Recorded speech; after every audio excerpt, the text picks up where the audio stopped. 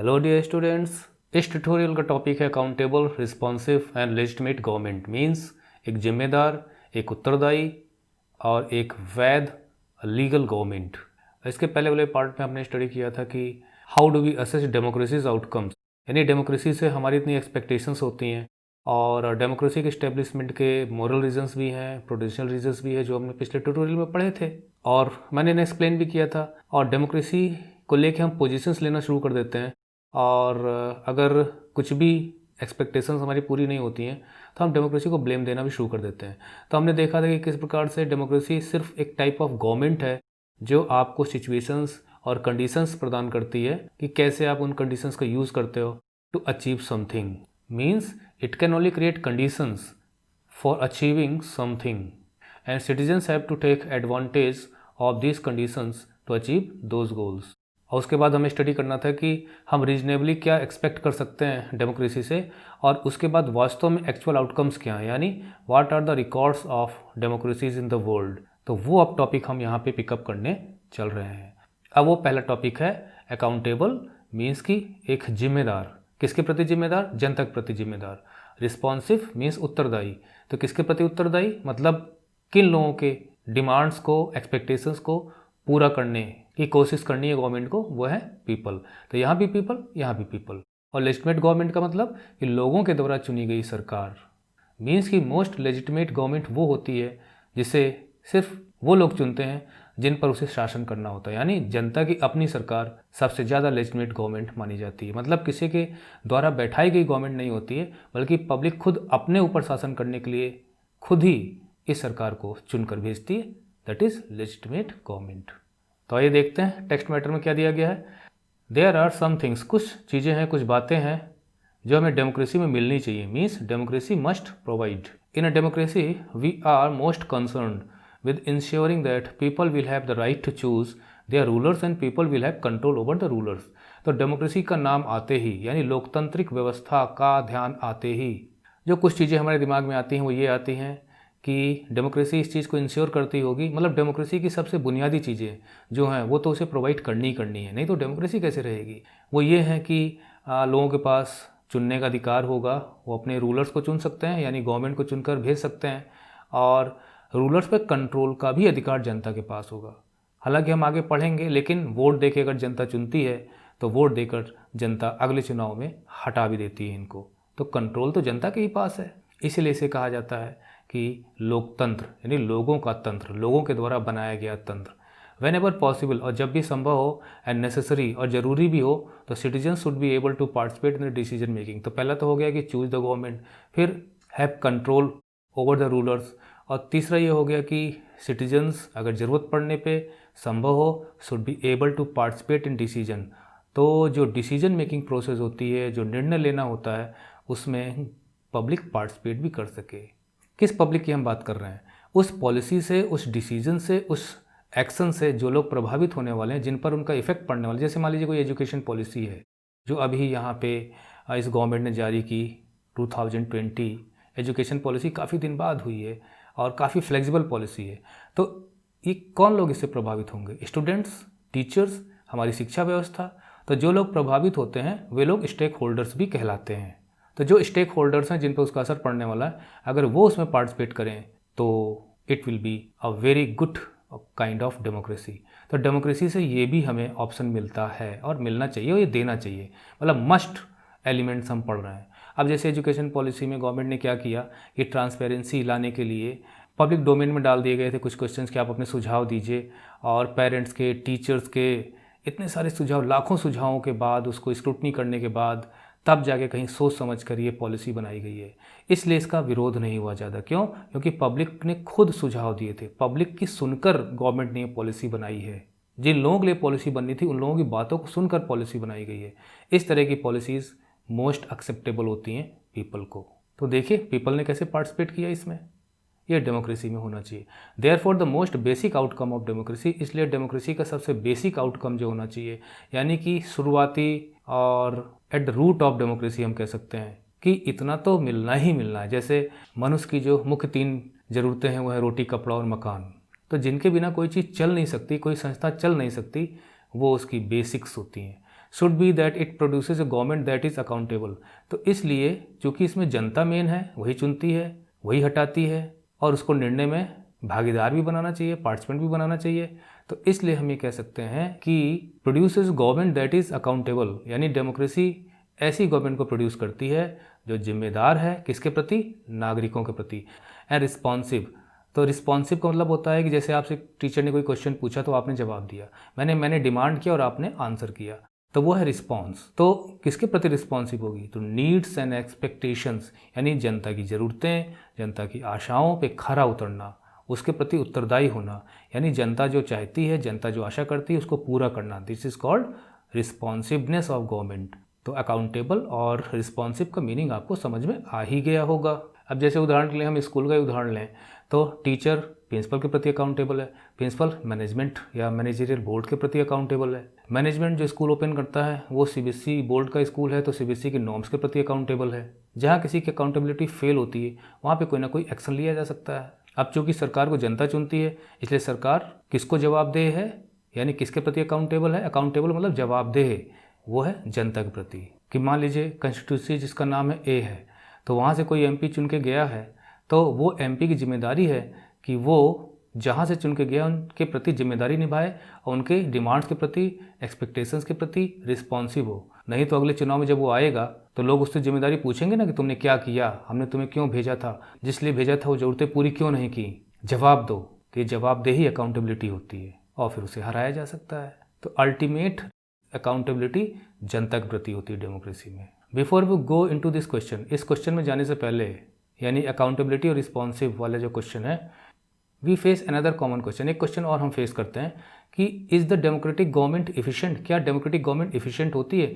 Efficient किसे कहते हैं, कुशल, एक्सपर्ट, यानी जिस फील्ड में हो उस फील्ड में वो महारत हासिल रखता हो, एफिशिएंट कहलाएगा।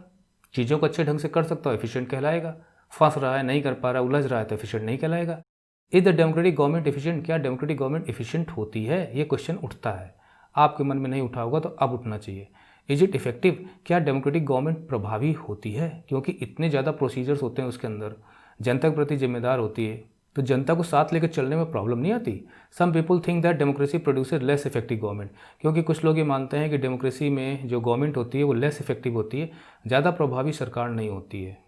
इट इज़ ऑफकोर्स ट्रू, और ये बात काफ़ी हद तक सही भी है, that non democratic rulers do not have. अब देखिए यहाँ पे हम दो प्रकार की शासन व्यवस्था को लेकर चलते हैं। एक तो डेमोक्रेसी होगी, मतलब गवर्नमेंट हो गई कम से कम दो, एक तो हो गई डेमोक्रेटिक और दूसरी हो गई नॉन डेमोक्रेटिक। ठीक है, तो जो नॉन डेमोक्रेटिक गवर्नमेंट्स होती हैं, जिसमें हम उदाहरण ले सकते हैं एब्सोल्यूटिस्ट मोनार्कीज़ का, जैसे कि सऊदी अरेबिया है और कतार है। इसके अलावा और भी देश हैं जैसे चाइना है, नॉर्थ कोरिया है, वियतनाम है, जहाँ पे इन सब पे एक पार्टी का शासन है। चाइना में देखिए कितनी ज़्यादा सेंसरशिप है, इंटरनेट पे फ्रीडम कहाँ है वहाँ पे। यही हाल नॉर्थ कोरिया में है, कितना रिप्रेशन है वहाँ पे। ऐसी बहुत सी नॉन डेमोक्रेटिक कंट्रीज़ हैं। तो नॉन डेमोक्रेटिक कंट्रीज़ में जनता की परवाह नहीं करनी पड़ती, एक्शन लिए जा सकते हैं, निर्णय लिए जा सकते हैं। और जहाँ पे एब्सोल्यूटिस्ट मोनार्की है, जैसे मैंने सऊदी अरबिया का एग्जांपल दिया, तो वहाँ तो राजा ही मेन है, जो निर्णय ले वो, उसे किसी से सलाह मशवरा नहीं करना है, किसी पार्लियामेंट में डिबेट नहीं करानी है। तो ऐसी स्थिति में क्या होता है कि that non democratic rulers do not have to bother मतलब चिंता करना या परेशान होना अबाउट डेलिब्रेशन का मतलब बातचीत, विचार विमर्श इन असेंबलीज़। जैसे हमारे यहाँ असेंबलीज़ हैं, स्टेट असेंबलीज़ हैं, विधानसभा, और यहाँ पे पार्लियामेंट में राज्यसभा है, लोकसभा है, कितनी बहस होती है यहाँ पर। तो उन्हें इस तरह के असेंबलीज़ में डेलिब्रेशन की आवश्यकता नहीं होती और वरी अबाउट मेजॉरिटी, ना उन्हें मेजॉरिटीज़ की चिंता होती है एंड ना पब्लिक ओपिनियन की। मेजॉरिटी का मतलब ये था कि ज़्यादातर जनता क्या कहेगी, क्या सोचती होगी, वो निर्णय ले सकते हैं। So they can be very quick. तो चूँकि व्यक्ति को ही निर्णय लेना है तो निर्णय चाहे जब ले and efficient in decision making, तो उसे निर्णय लेने में एफिशिएंट माना जा सकता है, क्योंकि डिसीजन तो ले सकता है, क्योंकि उसे डेलिब्रेट नहीं करना, उसकी मर्जी है करे कि ना करे। एंड इम्प्लीमेंटेशन, और फिर उसने आदेश दिया, अब उसका पालन होना चाहिए। तो नॉन डेमोक्रेटिक रिजीम में तो ये हो सकता है। Democracy is based on the idea of deliberation, लेकिन डेमोक्रेसी का आधार ही यही है, उसका आइडिया ही है डेमोक्रेसी का, डेमोक्रेसी के बेस में ही है बातचीत एंड नेगोशिएशंस। नेगोशिएशन का मतलब ये होता है कि जब हम कोई चीज़ निपटाने की कोशिश करते हैं बातचीत करके, कुछ तुम समझो कुछ हम समझें, कुछ तुम कंप्रोमाइज़ करो कुछ हम कंप्रोमाइज़ करें, थोड़ा मोल तोल करना। यहाँ तक कि सब्जी की दुकान पे भी जाके अगर कोई कहता है कि भाई आलू क्या भाव है? का 20 रुपये किलो। अरे 18 में दे दो। अरे नहीं भाई साहब नहीं पड़ेगा, 18 में नहीं, अच्छा चलो 19 में आप ले लीजिए, ठीक है भाई 19 रुपये में किलो दे दो। तो ये जो आपने दाम कम कराया, ये नेगोशिएट करके कम कराया। तो ये नेगोशिएशन हर लेवल पे होता है, दो कंट्रीज़ के बीच में भी होता है। तो डेलिब्रेशन हो गया, विचार विमर्श, नेगोशिएशन हो गया, बातचीत करके मामले को तय करना। So some delay is bound to take place, तो इसलिए देरी तो होनी ही होनी है।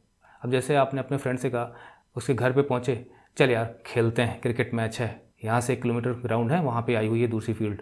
अब वो फ्रेंड चाहे तो कह सकता है चलो चलते हैं, तुरंत चल दिया। और या कहेगा जैसा कंट्रोल हो वहाँ पर, जो सिस्टम हो उसके घर में, नहीं यार पहले मम्मी से पूछ लूँ। मम्मी से पूछने जाएगा, मम्मी उसे हाँ कहेगी तो जा पाएगा, ना कहेगी तो नहीं जा पाएगा, मतलब खेलने ही नहीं जा पाएगा। या तो फिर बगावत करे, तो मम्मी से जाएगा, पूछेगा, फिर इजाज़त लेगा, तो देखिए डिले भी होगा, ना होने की भी संभावना है, क्योंकि वहाँ पर वो मम्मी की भी राय ले रहा है। अब मम्मी ने कहा तुम्हारे पापा से पूछूँ तो बताऊँ, और डिले होगा। लेकिन अब डिसीजन लेने में, विचार करने में और लोग शामिल हो गए। तो इस तरह से डेलिब्रेशंस होते हैं, तो एक अच्छा निर्णय निकल के आता है, और उस निर्णय में कई लोग जिम्मेदार होते हैं। अगर अकेला वो चला जाता, भी कुछ हो जाता, तो मम्मी भी डांटती, पापा भी डांटते। लेकिन जब वो लोग खुद भेजेंगे, तो वो लोग भी इसकी जिम्मेदारी को महसूस करेंगे कि हाँ हम भी थे इसको भेजने वाले। तो डेमोक्रेसी ऐसी होती है। So many people are involved in the process of decision making.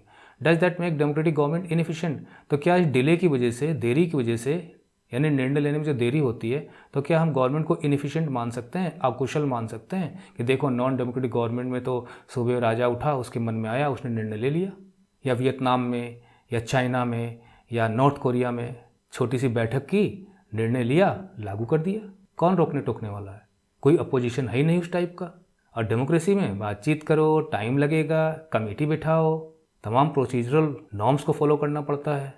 तो क्या हम इसे इनएफिशिएंट कह देंगे? क्वेश्चन मार्क लगा है भाई। देखिए, let us think in terms of cost. चलिए हम कॉस्ट के बारे में सोचते हैं। ये कॉस्ट वो नहीं है जो चीज़ आप खरीदते हो, जो आपको दाम देना पड़ता है। ये कीमत है। कैसी कीमत? कोई निर्णय लेते हैं, उसे लागू करते हैं, तो उससे क्या फ़ायदा होता है, क्या नुकसान होता है, वो कीमत होती है। तो imagine a government that may take decision very fast. तो आप एक हाइपोथेसिस लेके चलिए कि कोई गवर्नमेंट है जो डिसीजन बहुत तेज़ी से ले सकती है। मान लीजिए नॉन डेमोक्रेटिक गवर्नमेंट ही है, but it may take decision that are not accepted by the people. लेकिन आखिर शासन तो लोगों पर ही होता है। हो सकता है वो डिसीजंस जो जल्दीबाजी में लिए गए हों, वो लोगों को पसंद ना आए। तभी तो क्रांतियाँ हुई हैं, आपने पढ़ी हैं इतिहास में। फ्रेंच रेवोल्यूशन हो, चाहे रशियन रेवोल्यूशन को पढ़ा हो। And may therefore face problems, और फिर जनता के बीच में उन्हें विरोध का सामना करना पड़ सकता है। इन कॉन्ट्रास्ट, और ठीक इसका उल्टा, the democratic government will take more time to follow procedures. Democratic government जो होती है वो टाइम लगाती है, प्रोसीजर्स को फॉलो करती है, मतलब जो सिस्टम होता है उसको फॉलो करती है, before arriving at a decision, किसी भी डिसीजन पर पहुंचने से पहले।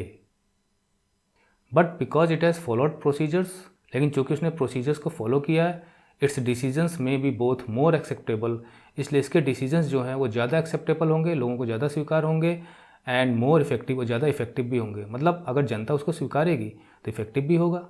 So the cost of time, तो वो जो टाइम जो लगता है ज़्यादा, that democracy page is perhaps worth it. तो उस टाइम से जो निर्णय निकल के आएगा, तो निर्णय अच्छा होगा। तो जो टाइम लगा है, यानी टाइम लगा जो है उसे कॉस्ट माना गया, उसे कीमत माना गया है। कि अगर कोई चीज़ आपने 2 घंटे में की लेकिन ठीक की, और कोई चीज़ आपने 1 ही घंटे में कर ली, तमाम गलतियाँ उसमें, तो इससे तो अच्छा ये है कि आपने ज़्यादा टाइम लगाया, मतलब 2 घंटे की कीमत पर आपने कम से कम वर्क तो अच्छा किया। समय आपने ज़्यादा लगाया लेकिन आपने वर्क अच्छा किया, गलतियाँ नहीं हैं। इसी प्रकार से ज़्यादा समय लगाने के बावजूद अगर अच्छा निर्णय लिया जाता है, तो वो जो टाइम लगा है इट इज़ वर्दी। या कुल मिला के हम ये कह सकते हैं कि डेमोक्रेसी में निर्णय में जो कीमत अदा की जाती है वो समय की होती है, मतलब समय ज़्यादा लगता है, लेकिन वो समय हमें बर्दाश्त है, क्योंकि उससे जो निर्णय निकल के आता है वो अच्छा निर्णय हो सकता है। Now look at the other side. Democracy ensures that decision making will be based on norms and procedures. अब डेमोक्रेसी इस चीज़ को इंश्योर करती है, इस चीज़ को पक्का करती है, इस चीज़ को निश्चित कर देती है कि डेमोक्रेसी में जो भी निर्णय लिए जाएंगे रूल्स एंड रेगुलेशन के अनुसार होंगे, और उनका प्रोसीजर होगा, मतलब सिस्टम से होगा, डिफरेंट स्टेप्स से चीज़ें गुजरेंगी, तब कहीं जाके फाइनल डिसीजन होगा। So a citizen who wants to know, अब चूंकि प्रोसीजर का मतलब क्या है, मान लीजिए 4 स्टेप के बाद कोई डिसीजन मान्य होगा, तो वो जो स्टेप्स है ना, वो स्टेप्स जनता समझ सकती है, क्योंकि उसे पता होता है कि हाँ कहाँ पे क्या होगा, फिर क्या होगा, फिर क्या होगा, फिर क्या होगा, और फिर यहाँ पे जाके निर्णय माना जाएगा। तो citizen who wants to know if a decision was taken through the correct procedure, इसलिए अगर जनता जानना चाहती है कि डिसीजन सही प्रोसीजर्स को अडॉप्ट करके, यानी जो प्रोसीजर्स हैं सिस्टम में उनको फॉलो करते हुए लिए गए हैं निर्णय कि नहीं, तो जनता पता लगा सकती है। अब जैसे मान लीजिए मैं जजेस की नियुक्ति का मामला लूँ कि हमारे सुप्रीम कोर्ट में जजेस कैसे नियुक्त किए जाएंगे, उसका सिस्टम है कि किस प्रकार से गवर्नमेंट के पास रिकमेंडेशन जाएगा, फिर गवर्नमेंट उन जजेस के पैनल में से किन जजेस को पास करती है, वो जजेस नियुक्त किए जाएंगे। या दूसरा उदाहरण देता हूँ आपको कि प्रधानमंत्री हमारा एग्जीक्यूटिव हेड होता है। सब मानते हैं कि इंडिया में जो मोस्ट पावरफुल पर्सन होता है वो प्रधानमंत्री होता है, हालांकि राष्ट्रपति कॉन्स्टिट्यूशनली मोस्ट पावरफुल होता है और फर्स्ट सिटीजन होता है। लेकिन हम सुनते हैं प्रधानमंत्री ने ये निर्णय लिया है, प्रधानमंत्री ने ये निर्णय लिया है, सरकार ये करने जा रही है, सरकार वो करने जा रही है, लेकिन वास्तव में प्रोसीजर होता है। यानी प्राइम मिनिस्टर को कोई डिसीजन लेना है तो उसे सबसे पहले कैबिनेट की बैठक बुलानी होगी, उस कैबिनेट में कैबिनेट मिनिस्टर्स होंगे, वहाँ पे बात रखी जाएगी। अगर कैबिनेट में वो चीज़ पास हो जाती है, वो डिसीजन पास हो जाता है, तब जाके गवर्नमेंट उसे इम्प्लीमेंट करने की कोशिश कर सकती है। और अगर आपको कानून बनाना है फिर तो सेट प्रोसीजर्स हैं, मतलब पार्लियामेंट का सहारा लेना पड़ेगा, वहाँ बिल पेश करना पड़ेगा, उस पर डिबेट होगी, फिर लोकसभा से पास होगा, फिर राज्यसभा से पास होगा, फिर प्रेसिडेंट उसे अपना एसेंट देगा, सिग्नेचर करेगा, तब कहीं जाकर वो लागू होगा। कौन लागू करेगा ये भी पता है। तो जनता पता लगा सकती है कि हाँ प्रोसीजर्स फॉलो किए जा रहे हैं कि नहीं। She has the right and the means to examine the process of decision making, और उसका हक भी है कि वो जाने कि डिसीजंस कैसे लिए गए, किस प्रोसीजर्स को फॉलो किया गया, और उसके पास मीन्स भी हैं। मीन्स का मतलब उसके पास साधन भी है, वो पता लगा सकती है। जैसे मैंने आपको बताया था RTI, तो RTI एक ऐसा टूल है जनता के हाथ में कि गवर्नमेंट से वो इन्फॉर्मेशन मांग सकती है किसी भी चीज़ से रिलेटेड, अगर वो क्लासिफाइड ना हो तो।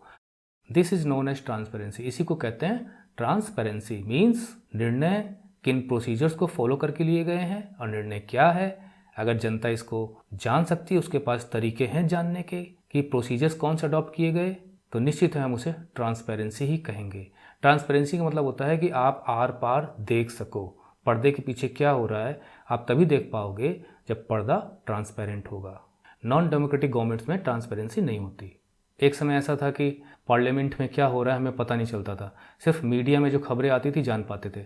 अब तो पार्लियामेंट में क्या हो रहा है आप टीवी भी देख सकते हो। मैंने पिछले ट्यूटोरियल में आपको दिखाया था कि राज्यसभा में जो हंगामा हुआ था, जो रकस क्रिएट किया गया था, कितना अनफॉर्चुनेट था। अगर उसका टेलीकास्ट ना होता तो क्या हम जान पाते? हम सिर्फ खबर में देख पाते कि हाँ हंगामा किया गया था, लेकिन किस प्रकार का हंगामा था उसे हमने अपनी आंखों से देखा। This is transparency of parliamentary procedures, debates. तो जब ट्रांसपेरेंसी होती है तो पब्लिक क्वेश्चन नहीं करती। This factor is often missing from a non democratic government, जो मैंने अभी आपको बताया कि नॉन डेमोक्रेटिक गवर्नमेंट में नहीं मिलता है feature. Therefore when we are trying to find out the outcomes of democracy, इसलिए जब हमें डेमोक्रेसी के आउटकम्स को पता करना है, मतलब डेमोक्रेसी कैसे डिलीवर करती है, लोकतंत्र कहीं पर स्थापित है तो उससे हमें क्या मिल रहा है, वो आउटकम है। It is right to expect democracy to produce a government, इसलिए हम ये उम्मीद कर सकते हैं कि डेमोक्रेसी ऐसी गवर्नमेंट हमें देगी जो प्रोसीजर्स को फॉलो करती है और लोगों के प्रति अकाउंटेबल है। We also expect that the democratic government develops mechanism. अच्छा, अकाउंटेबिलिटी कैसे हो सकती है? यानी गवर्नमेंट से ये भी एक्सपेक्टेशन की जाती है कि वो ऐसे मैकेनिज्म्स डेवलप करे, ऐसे अरेंजमेंट करे, ऐसे टूल्स दे सिटीजन्स के हाथ में कि गवर्नमेंट को अकाउंटेबिलिटी उसकी ठहरा सके, उसकी जिम्मेवारी, उसकी जवाबदेही तय कर सकें। एंड मैकेनिज्म्स फॉर सिटीजन्स, और साथ ही साथ सिटीजन्स को भी इस प्रकार के मैकेनिज्म्स देने चाहिए, तरीके, यानी ऐसे प्लेटफॉर्म्स प्रोवाइड करने चाहिए, ऐसे चैनल्स प्रोवाइड करने चाहिए जो डिसीजन मेकिंग प्रोसेस में भी शामिल हो सके, यानी जब जनता चाहे तो उसका प्रयोग कर सके। तो अब तो हम ये कह सकते हैं कि इतना मीडिया ज़बरदस्त है इंडिया में कि डिबेट ही डिबेट आपको देखने को मिलती है। कोई भी न्यूज़ चैनल खोल के बैठ जाइए, डिबेट ही डिबेट हो रही है। तो अकाउंटेबिलिटी के लिए बहुत ही इंपॉर्टेंट एक हथियार जो लोगों के हाथ में है वो है RTI। किसने दिया? गवर्नमेंट ने दिया, यानी कांग्रेस के समय पास हुआ था। यानी गवर्नमेंट ने खुद ही लोगों को एक ऐसा टूल दे दिया जो गवर्नमेंट से ही क्वेश्चन कर सकती है। ये हाईली डेमोक्रेटिक कानून है जो बनाया है सरकार ने, और इसके लिए सरकार की तारीफ तो हुई थी और अभी भी होती है। यानी अगर आपने बैंक में कोई आवेदन किया और पता चला 4 दिन 5 दिन तक कुछ उस पर एक्शन ही नहीं लिया गया, तो आप RTI दाखिल कर सकते हो और जवाब मांग सकते हो कि मेरी एप्लीकेशन के साथ क्या हो रहा है, कहाँ कहाँ पहुँची है। आप कोई सामान ऑनलाइन बुक करते हो तो आप चेक भी कर सकते हो कि सामान कब पैक हुआ, कब रिलीज़ हुआ, कहाँ पहुँचा, कब तक पहुँचेगा, अब कहाँ पहुँचा। ये सारी चीज़ें ट्रांसपेरेंसी ही कहलाती हैं। यानी डिफरेंट डिफरेंट स्टेप्स क्या हो रहा है आपको पता है, इसका मतलब वो स्टेप्स ट्रांसपेरेंट है। तो डेमोक्रेसी का आउटकम ये भी होना चाहिए कि वो अकाउंटेबल गवर्नमेंट फॉर्म करे और लोगों को ऐसे हथियार दे, ऐसे टूल्स दे, ऐसे मैकेनिज्म दे कि उसकी अकाउंटेबिलिटी को वो ठहरा भी सकें। If you wanted to measure democracies on the basis of this expected outcome, अगर आप डेमोक्रेसी को जज करना चाहते हो इस एक्सपेक्टेड आउटकम पे, you would look for the following practice and institutions. तो किस प्रकार से एक गवर्नमेंट अकाउंटेबल हो सकती है, तो उसके लिए क्या होना चाहिए, regular free and fair elections होने चाहिए, पब्लिक डिबेट होनी चाहिए मेजर पॉलिसीज़ पे। तो देखिए इलेक्शंस तो होते रहते हैं और पब्लिक डिबेट तो खूब होता रहता है, गवर्नमेंट भी प्रभावित होती है इन सब पब्लिक डिबेट से, उसे पता चलता रहता है कि लोगों का मूड कैसा है। तो इन प्रिंसिपल इलेक्शंस सही होने चाहिए, डिबेट्स होनी चाहिए, कानून बनने चाहिए, legislations and citizens right to information, और लोगों के पास सूचना का अधिकार होना चाहिए। तो देखिए सब होता है, सूचना का अधिकार आरटीआई ऑलरेडी मैं बता चुका हूँ। About the government and it's functioning, तो गवर्नमेंट और उसकी कार्यशैली पर क्वेश्चन करने का अधिकार ये देता है। क्वेश्चन करने का क्या मतलब, जवाब मांगने का अधिकार। The actual performance of democracies shows a mixed record on this, लेकिन अब देखिए इन प्रिंसिपल ये होना चाहिए डेमोक्रेसी में, हमारे इंडिया में है, लेकिन एक्चुअली क्या होता है, यानी इन प्रिंसिपल डेमोक्रेसी में इलेक्शंस होने चाहिए, डेमोक्रेसी का सिद्धांत है, उसका प्रिंसिपल फीचर है, लेकिन ये इलेक्शन सही हुए हैं कि नहीं ये उसका एक्चुअल आउटकम होता है। तो प्रिंसिपल और प्रैक्टिस में डिफरेंस पाया जाता है। The actual performance of democracy shows a mixed record, तो अगर हम दुनिया भर की डेमोक्रेसीज को देखें इन एक्सपेक्टेड आउटकम्स पे कि इलेक्शंस होने चाहिए, लेजिस्लेशंस होने चाहिए, पब्लिक डिबेट होनी चाहिए, लोगों के पास राइट टू इन्फॉर्मेशन होना चाहिए, तो रिकॉर्ड बहुत अच्छा नहीं है, मिक्स है, मतलब कहीं पे बहुत अच्छा है, बहुत कहीं पे बहुत ख़राब है। Democracies have had greater success in setting up regular and free elections, तो बहुत से लोकतंत्र में जो रेगुलर एंड फ्री इलेक्शंस होते रहे हैं और कंडीशंस भी पब्लिक डिबेट की हैं, जैसे जो वेस्टर्न डेमोक्रेसीज हैं खासकर, और इंडिया तो greatest democracy in the world है ये। बट मोस्ट डेमोक्रेसी, लेकिन ज़्यादातर लोकतंत्र में, यानी लोकतंत्र वहाँ इस्टेब्लिश हुआ, सक्सेसफुली रन नहीं कर पा रहा। फॉल सॉर्ट ऑफ इलेक्शंस, वहाँ बराबर इलेक्शंस नहीं होते दैट प्रोवाइड फेयर चांस, जो कि फेयर चांस दे सकें एवरीवन, हर एक को गवर्नमेंट में आने का, and subjecting every decision to public debate, और हर डिसीजन वो पब्लिक डिबेट में डाल सकें, पब्लिक डोमेन में डाल सकें। तो कई देश ऐसे हैं जहाँ पर ऐसा हुआ है कि इलेक्शंस नहीं हुए, मिलिट्री कू हो गया, मिलिट्री शासन हो गया। मैं बाद में एग्जांपल दूंगा आपको पाकिस्तान का। Democratic governments do not have a very good record when it comes to sharing information, तो ये तो हो गया इलेक्शन वाली बात। अब इन्फॉर्मेशन शेयर करने वाली बात है कि गवर्नमेंट से कोई इन्फॉर्मेशन मांगे तो गवर्नमेंट को बताना चाहिए ना, तो उस पर भी रिकॉर्ड बहुत अच्छा नहीं है। When it comes to sharing information with citizens, all one can say in favour of democratic regimes, तो अब आप कहेंगे कि जब इलेक्शंस में रिकॉर्ड बहुत अच्छा नहीं है, इन्फॉर्मेशन भी गवर्नमेंट ज़्यादा शेयर नहीं करना चाहती हैं। अब हमारे यहाँ तो आरटीआई इतना तगड़ा है कि इन्फॉर्मेशन तो मिलनी ही मिलनी, नहीं मिलती तो गवर्नमेंट अथॉरिटी के खिलाफ एक्शन लिया जा सकता है, पेनाल्टी लग सकती है, इसके आरटीआई अधिकारी अलग से होते हैं। ऑल वन कैन से, तो हम यही कह सकते हैं डेमोक्रेटिक रिजीम्स के फेवर में, यानी जहाँ पर लोकतांत्रिक व्यवस्थाएं हैं उनके फेवर में फिर भी हम होते हैं, तो यही कह सकते हैं कि they are much better than any non democratic regimes in these respects. तो हम यही कह सकते हैं कि और सरकारों की तुलना में, और शासन व्यवस्थाओं की तुलना में, और शासन व्यवस्थाओं तुलना को हमने नॉन डेमोक्रेटिक रिजीम्स में डाला हुआ है, उनकी तुलना में डेमोक्रेटिक रिजीम्स बेटर है, इतना तो हम कह ही सकते हैं, क्योंकि फ्रीडम्स ज़्यादा होती हैं डेमोक्रेसीज में। देखिए यहाँ पर ये कार्टून भी है जो ये कह रहा है कि so the best outcome of democracy is that it is democracy, तो डेमोक्रेसी का सबसे, यानी लोकतांत्रिक व्यवस्था स्थापित करने के बाद जो सबसे बेस्ट आउटकम उसका होता है, यानी आपको मिलता क्या है, आपको ये मिलता है कि डेमोक्रेसी से डेमोक्रेसी ही मिलती है, लोकतंत्र से लोकतंत्र ही मिलता है, यानी एक प्रकार का व्यंग्य भी है, और एक प्रकार से हम ये भी कह सकते हैं कि डेमोक्रेसी है तो डेमोक्रेसी बनी रहती है, बस आपको अच्छा लगता है। अब जैसे फ्रीडम किसको अच्छी नहीं लगती, फ्रीडम सबको अच्छी लगती है। अब फ्रीडम में आप नुकसान में भी हो, आपको सहन भी करना पड़ रहा है, फिर भी फ्रीडम छोड़ना नहीं चाहोगे आप। दूसरी तरफ आपको पिंजरे में रहना पड़ेगा, कमरे में बंद रहना पड़ेगा, कंट्रोल में रहना पड़ेगा, लेकिन आपको तमाम सुख सुविधाएं मिलेंगी, तो आप कहोगे भैया इसको छोड़ो, फ्रीडम ही सही है, परेशानी चले हो लेंगे, ठीक रहेगा, जबकि बेटर कंडीशन में आप यहाँ पे हो। उसी प्रकार से डेमोक्रेसी का आउटकम सबसे बेस्ट डेमोक्रेसी ही है। That is what we have discovered after all this mental gymnastics, यानी इतनी ज़्यादा मेहनत कसरत करने के बाद, इतना ज़्यादा दिमाग लगाने के बाद हम यहीं पहुँचे हैं कि डेमोक्रेसी का सबसे बेस्ट आउटकम डेमोक्रेसी है। लोकतंत्र अपने आप में ही ठीक है, ये कहने का मतलब ये है, पब्लिक को पसंद है।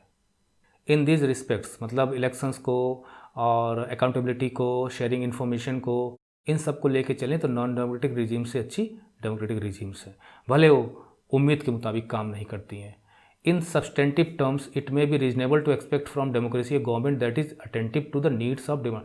आगे चल के मतलब इन सब बेसिक चीज़ों के बाद अगर हम आगे चलते हैं तो ये भी रीजनेबल डिमांड है, एक्सपेक्टेशन है, यानी हमें डेमोक्रेसी से एक्सपेक्टेशन करने का हक है कि that is it attentive to the needs and demands of. अब देखिए हमने अकाउंटेबिलिटी तय कर ली, अब हम रिस्पॉन्सिवनेस की तरफ आ रहे हैं। गवर्नमेंट की जो जिम्मेदारी होती है, उत्तरदायित्व जो उसका बनता है कि attentive to needs and demands of the people, कि लोगों की डिमांड क्या है, उनकी आवश्यकताएं क्या हैं, उनके प्रति भी रिस्पॉन्सिव होना, उस पर ध्यान देना सरकार का फ़र्ज बनता है, उसकी मॉरल ड्यूटी बनती है। And largely free of corruption, और करप्शन फ्री गवर्नमेंट होनी चाहिए। इन प्रिंसिपल तो ठीक है, लेकिन क्या करप्शन फ्री गवर्नमेंट कहीं आपको मिलती है? No. The record of democracy is not impressive on these two counts. इन पर भी डेमोक्रेसी का रिकॉर्ड बहुत अच्छा नहीं है। क्या? एक तो responsive to the people's demands and expectations, और दूसरा करप्शन फ्री। क्योंकि हम यहाँ बार बार ये पढ़ रहे हैं कि डेमोक्रेसी से एक्सपेक्टेशंस क्या हैं, और उसके बाद हम पढ़ते हैं कि रिकॉर्ड क्या है, यानी एक्चुअल आउटकम्स कैसे हैं, वो भी हम पढ़ रहे हैं साथ साथ। तो रिकॉर्ड बहुत अच्छा नहीं है। Democracies often frustrate the needs of the people. अक्सर जो डेमोक्रेसीज़ हैं वो लोगों को फ्रस्ट्रेट कर देती हैं, मतलब लोग डिमांड कर कर के परेशान हो जाते हैं, वो पूरा नहीं करती गवर्नमेंट्स, और डिमांड्स को इग्नोर भी कर देती हैं of a majority of its population. वैसे भी अगर भारत का हम लें तो भारत में इतनी सारी डिमांड्स आती हैं, क्योंकि वेरीड पॉपुलेशन है, डाइवर्सिटी है, सबको पूरा करना सरकार के एक प्रकार से देखा जाए तो बस की बात भी नहीं होती है। जैसे हमने कार्टून देखा था पिछला वाला, कि देखिए कितने सारे दबाव डेमोक्रेसी झेलती है, इसे मैंने एक्सप्लेन किया था पिछले ट्यूटोरियल में। The routine tales of corruption are enough. Routine tales मतलब अक्सर करप्शन के केसेस मिलते ही रहते हैं। Are enough to convince us, जो हमें ये विश्वास दिला देते हैं कि democracy is not free of this evil. इस बुराई से डेमोक्रेसीज बची नहीं है। यानी नॉन डेमोक्रेटिक कंट्रीज़ में करप्शन होता है कि नहीं होता, दैट इज़ डिफरेंट, लेकिन डेमोक्रेसी जहाँ लोकतंत्र है वहाँ पर तो है। अभी देखिए प्रेजेंट गवर्नमेंट में तो उतना सुनने को नहीं मिल रहा है, लेकिन मनमोहन सिंह की गवर्नमेंट जो 10 साल रही थी वो घोटालों वाली सरकार कहा जाता है उसे, लोग कहते हैं, यानी घोटालों वाली सरकार नाम ही दे दिया गया था। So many schemes. Manmohan Singh स्वयं बहुत ही बेहद ईमानदार व्यक्ति हैं, लेकिन अभी जीवित हैं वो, and he is one of the greatest loyalist of the Congress party. कि कुछ भी कांग्रेस पार्टी गलत भी करती है तो तुरंत हाँ हाँ कर देते हैं, तो स्कैम वाली सरकार उन्हें कहा जाता है। At the same time there is nothing to show that non democracies are less corrupt. और लेकिन हम साथ साथ ये भी कह सकते हैं कि भाई आप डेमोक्रेसी की तो बड़ी बुराई कर रहे हो, ये करप्शन फ्री नहीं होती हैं, लेकिन साथ ही साथ हम ये भी कह सकते हैं कि कुछ ऐसा भी रिकॉर्ड नहीं है जो ये बताए कि non democracies are less corrupt, कि नॉन डेमोक्रेसीज लेस करप्ट होती हैं और लोगों के प्रति ज़्यादा सेंसिटिव होती हैं, मतलब करप्शन कम होता है और रिस्पॉन्सिव ज़्यादा होती हैं। ऐसा भी रिकॉर्ड देखने को नहीं मिलता है। There is one respect in which democracy government is certainly better than its alternatives. हाँ, एक मामले में डेमोक्रेसी और व्यवस्थाओं की तुलना में निश्चित ही बेहतर है। वो क्या है? कि democratic government is legitimate government.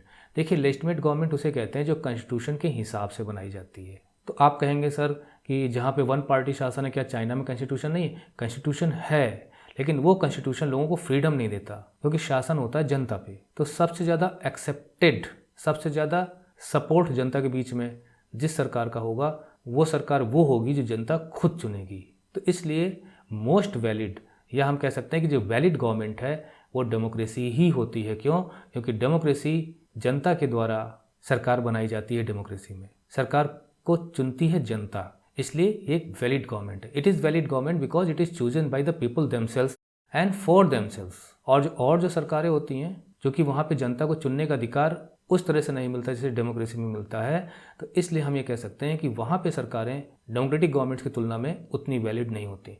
It में भी स्लो, थोड़ा स्लो हो सकती है, लेस एफिशिएंट हो सकती है, मतलब निर्णय लेने में, उसको लागू करने में देरी हो सकती है, करप्शन भी हो सकता है, not always very responsive.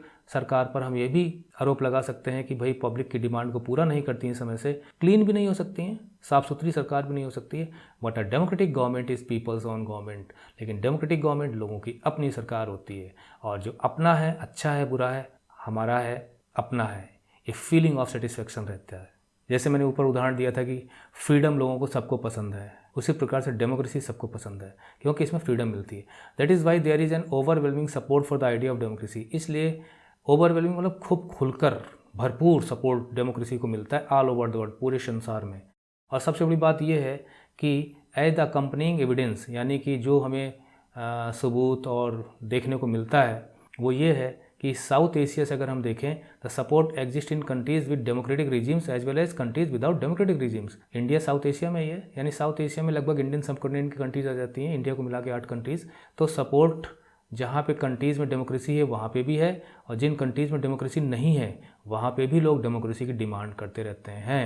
People wish to be ruled by representatives, क्योंकि लोग चाहते हैं कि हम पे वो लोग शासन करें जिन्हें हम चुनकर भेजते हैं। मतलब people wish to be ruled by representatives, यानी वो उनके द्वारा शासन चाहते हैं जो उन्हें इलेक्टेड बाय देम, यानी elected by people. They also believe that democracy is suitable for their country, और ये भी मानते हैं, मतलब हर एक व्यक्ति कहीं पे भी वो ये मानता है कि डेमोक्रेसी उनके देश के लिए बेहतर है। क्यों? क्योंकि डेमोक्रेसी में इंडिविजुअल्स को राइट्स मिलते हैं, फ्रीडम मिलता है, वो अपनी तरक्की कर सकता है, एक हैप्पी जीवन जीने के उसको पूरे अधिकार मिलते हैं। अब प्रोसीजर्स फॉलो होते हैं, वैलिड गवर्नमेंट होती है। Democracy's ability to generate its own support is itself an outcome that can not be ignored. देखिए कितना अच्छा सेंटेंस है कि democracy's ability to generate its own support. Democracy के अंदर बेसिक एबिलिटी ये होती है कि खुद ही अपना सपोर्ट वो बना लेती है पब्लिक के बीच में। मतलब डेमोक्रेसी अगर एक बार इस्टेब्लिश हुई कहीं पे तो पीपल फिर उस डेमोक्रेसी को हटाने नहीं देते, तो डेमोक्रेसी खुद अपना सपोर्ट बेस तैयार कर लेती है।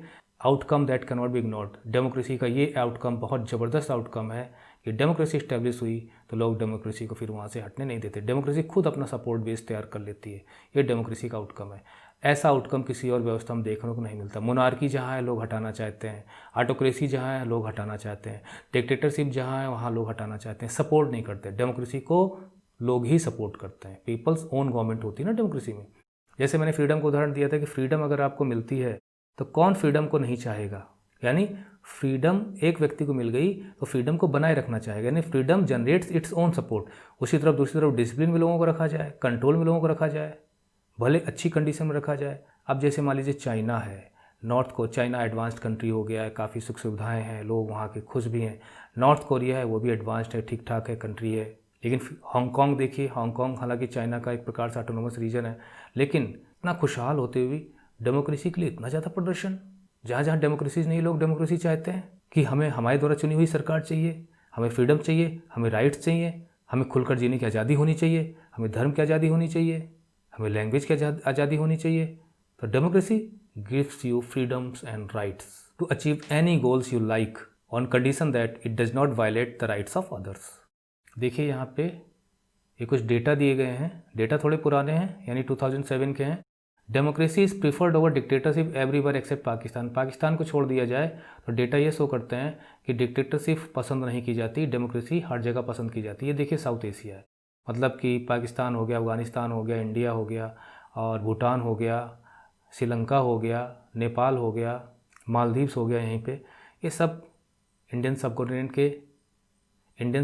के कंट्रीज़ हैं और साउथ एशिया कंट्रीज़ हैं। तो पहले हम ये डेटा देखते हैं। देखिए डेमोक्रेसी इज़ प्रेफरेबल।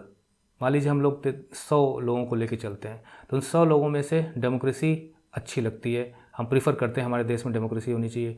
बांग्लादेश में 69%, इंडिया में 70%, सब ज़्यादा इंडिया में सपोर्ट है, सबसे कम पाकिस्तान में। कभी कभी डिक्टेटरशिप भी ठीक है, कभी कभी इंडिया में भी लोग कह देते हैं यहाँ तो सैनिक शासन होना चाहिए, ये नेता लोग ना सब बदमाश हैं, करप्ट हैं, ऐसे ऐसे कभी हम कहते हैं। डेमोक्रेसी इंडिया को सूट नहीं करती, यहाँ तो मिलिट्री का शासन होना चाहिए, ऐसे लोग कहते हैं। सब नेताओं को जेल में बंद कर दो, ऐसे ऐसे लोग भाषाएं बोलते हैं, क्योंकि freedom of speech and expression भी है ना। ये सब कहाँ मिलेगा? नॉन डेमोक्रेटिक कंट्रीज़ में। तो कभी कभी डिक्टेटरशिप ठीक है, लोगों के मन में आ जाती बात। तो बांग्लादेश में 6, इंडिया में 9, नेपाल में 10, पाकिस्तान में ज़्यादा है। और डज नॉट मैटर टू, मुझसे कोई फ़र्क नहीं पड़ता कोई भी शासन व्यवस्था हो।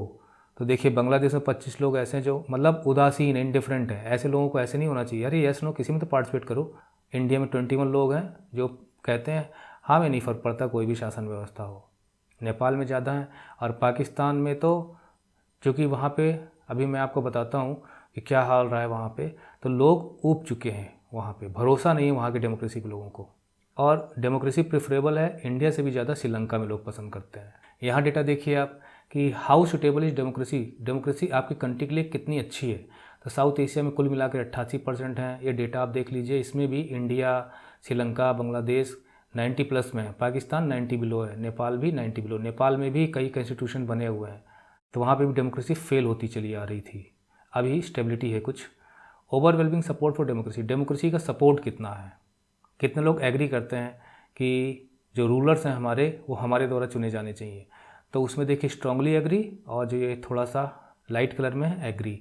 तो स्ट्रांगली एग्री करने वाले देखिए लोग इतने सारे हैं, लगभग आधे से ज़्यादा ही है हर जगह। ये 50% मार्क ही है। पाकिस्तान में देखिए 50 से बिलो है, बाकी सब 50 से ज़्यादा है। तो कुछ लोग तो बहुत ज़्यादा सपोर्टर हैं, कुछ लोग हाँ होनी चाहिए डेमोक्रेसी, इस तरह के हैं एग्री, लेकिन फिर भी 90+ में है। तो इसके आगे के टॉपिक हम अगले ट्यूटोरियल में लेंगे। लेकिन पाकिस्तान की मैं बता दूं आपको कि पाकिस्तान में क्या हुआ कि पाकिस्तान में 1958 से लेके 1971 तक वहाँ पर मिलिट्री का शासन रहा, यानी मिलिट्री का जनरल शासन करता था। आप सोचिए वहाँ पे लोकतंत्र कहाँ रहा उस बीच। और आप जनता के द्वारा चुनी हुई सरकार की जगह कोई मिलिट्री का जनरल वहाँ पे शासन करेगा तो वैलिड गवर्नमेंट कैसे होगी वहाँ पे। मतलब इंडिया और पाकिस्तान दोनों साथ साथ आज़ाद हुए, मतलब दोनों में साथ साथ अंग्रेज़ों से मुक्ति पाई।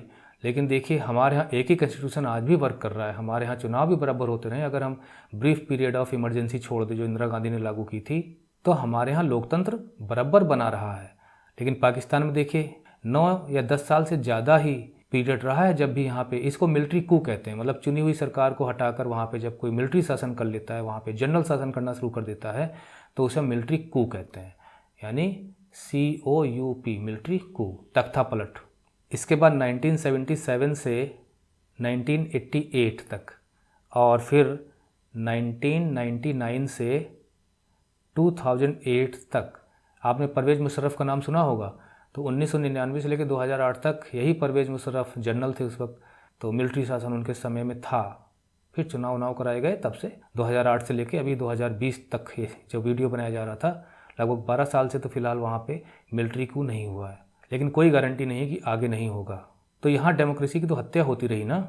और नेपाल की बात करें तो नेपाल में कॉन्स्टिट्यूशंस कई बार बने हैं, हालांकि वहाँ पे मिलिट्री कू नहीं हुआ।